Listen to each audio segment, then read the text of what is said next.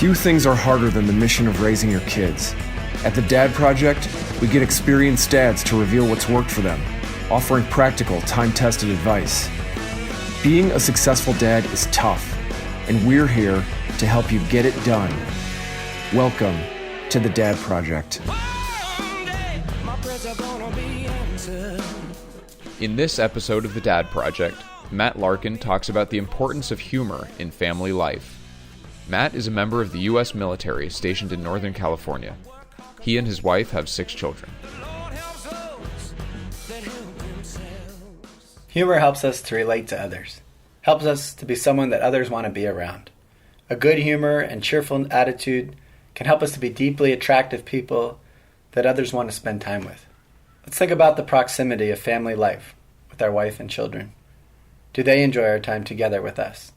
We want to live our role as a dad joyfully, not taking ourselves too seriously, being a lot of fun, always trying to be cheerful and maintain a joyful spirit. As a dad, we may frequently play games and enjoy jokes with our children, making the challenging aspects of living and family life just a little more fun. With a pleasant and clever wit, we may find matters for jest in all variety of situations. It is helpful first to enjoy a sense of humor with our wife. Good humor helps grow our relationship and remember why we fell in love with each other in the first place. Well, hopefully it does. I don't know, maybe you had a very formal or serious courtship, but chances are you probably shared a good laugh or two before you said I do. And let's be honest, guys, most of us probably married the first girl who laughed at all of our jokes, or at least most of them. My wife and I are friends with an older couple who raised 5 children and have been married for about 50 years. The husband jokes that when he got married, he discovered the true meaning of happiness, but by then it was too late. We may continually try to win our wife over with good humor and kindness, and hopefully some significant support with our kids and home while we're at it. Good humor helps us to smile together in the middle of all the serious business of raising a family.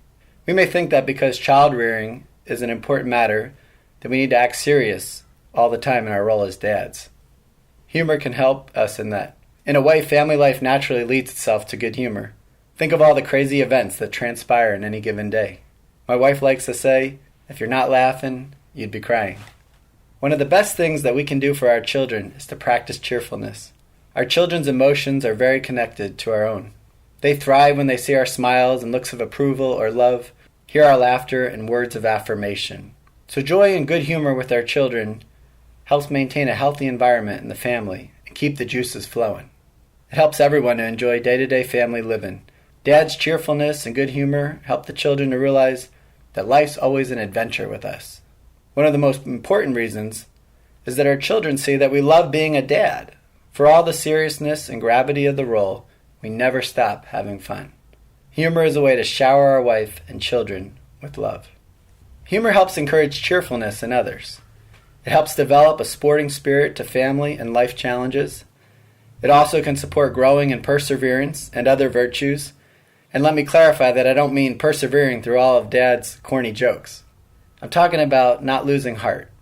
Enjoying good humor helps us realize that everything's not a crisis. It can help diffuse anger or resentment. As dads, we ought to practice the virtue of cheerfulness and lead others in our family to do similar. It's easier to maximize a virtue than to correct a defect. Winning hearts and minds. Sometimes humor is a forgotten tool in the throes of parenting.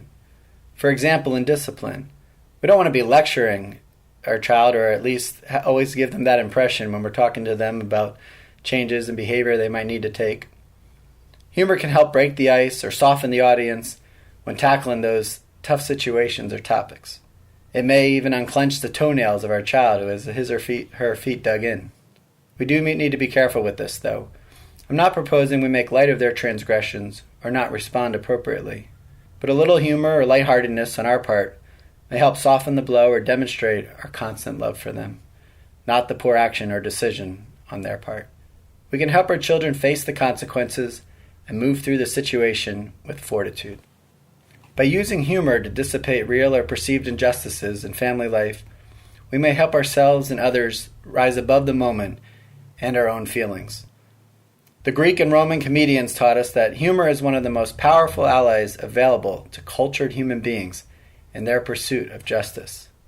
And oh, how many situations we face in daily life as arbiters of justice, as judge, jury, and plaintiff, all in the space of our own living room with our children.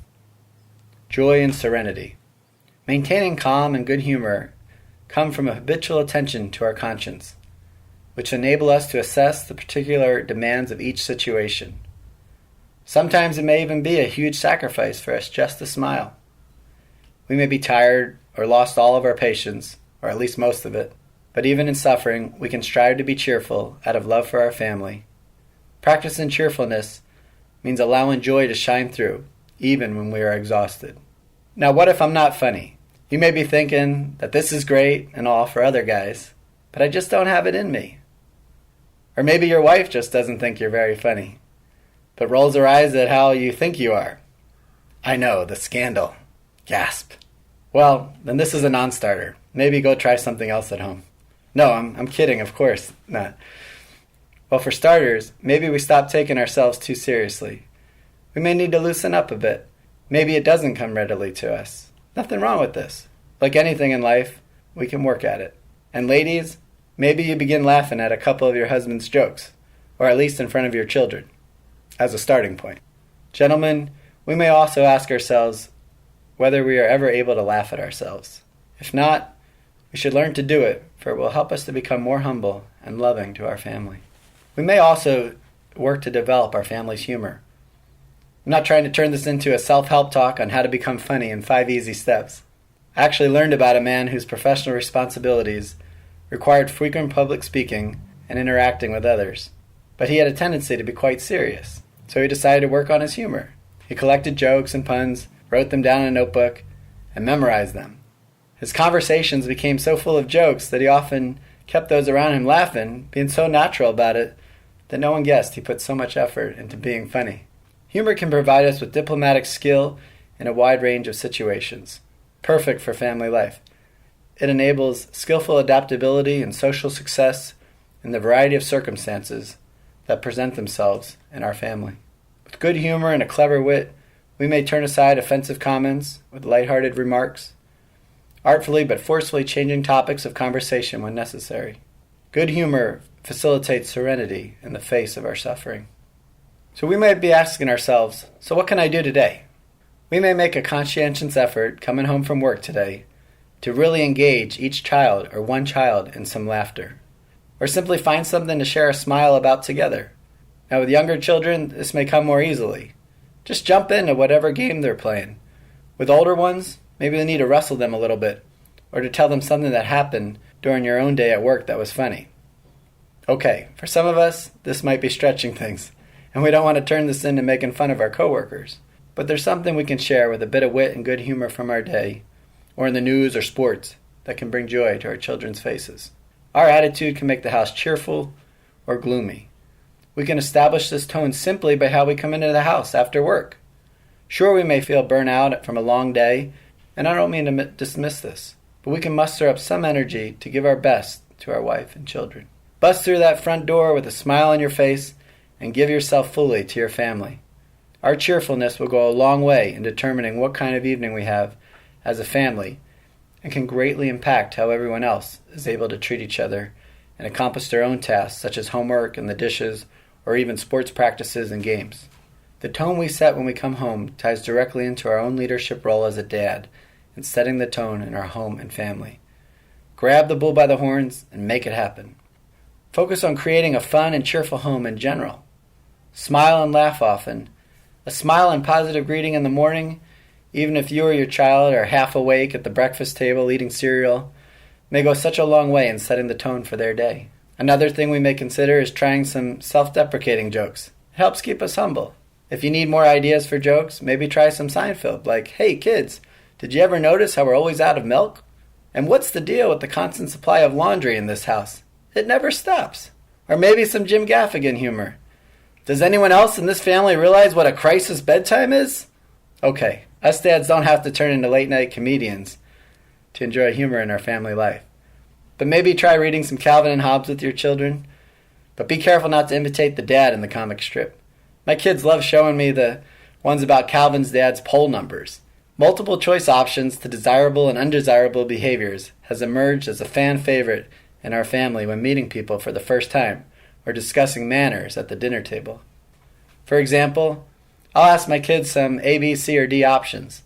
When we greet guests at our home, do we A, mumble something then hide in our room, B, slam the door in their face, C, pretend nobody's home, or D, politely introduce ourselves and welcome them to our home?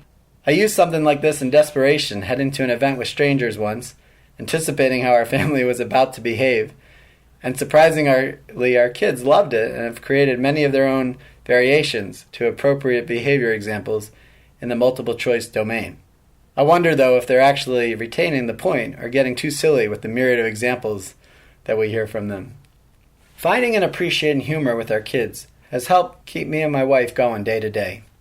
One thing that never seems to disappoint is when our home is unusually quiet for a long time. It's often the cause for me and my wife to smile before seeking the mischief of our younger children. Our children love stories and good humor. They particularly enjoy writing and illustrating their own comic strips and joke books. While my wife and I find them delightful, we can't help notice some not-so-subtle storylines seemingly parodying recent actions of mine and how parenthood may be viewed by our children. Which maybe gives me some healthy pause as I deem how best to give out new responsibilities or some other dad responsibility. But we love their stories, and they bring a lot of good laughs. Going outside ourselves.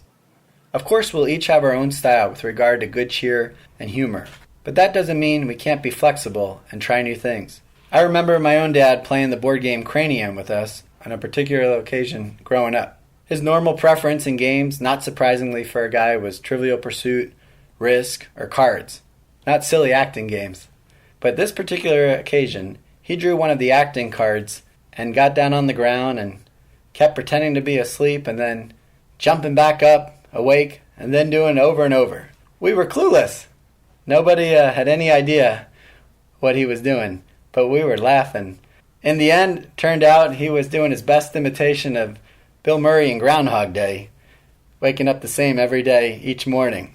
This was definitely not the norm for him. But our family laughed and have enjoyed remembering the story on multiple occasions.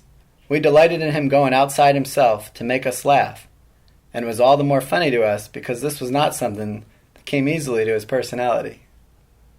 Now we want to be careful not to confuse good humor with sarcasm or mean-spirited ridicule directed at our family members or others. This is hurtful and could incite resentment, or worse, among your wife and children, with unintended consequences. We should avoid teasing, and we need to ensure that we do not make anyone feel like they are being laughed at. We also want to avoid racist and ethnic jokes, or anything that can make someone feel bad about themselves. Did you ever wonder how they come up with some of the birthday humor cards at the store? I mean, talk about winning hearts and minds. Careful in your selection if you want to be invited to your dear aunt's birthday party next year. We should strive for a brilliance of wit and charm in our humor, not descending into sarcasm, bitterness, or overt silliness. Rather, we may demonstrate wit and pleasant humor, dropping any particular cynicism. Humor may play a gracious part in our general conversation. Sometimes a grave offense to us personally may be turned aside with a joke. A clever wit and good humor can be very helpful in the difficult circumstances that we face, particularly in family life. Onward and upward. We may strive for an unshakable serenity and good humor in whatever challenges fatherhood throws our way. It will lead to peaceful joy for ourselves and those around us. Raising children who will live joyful family lives, keeping things light and friendly. Use a lot of good humor.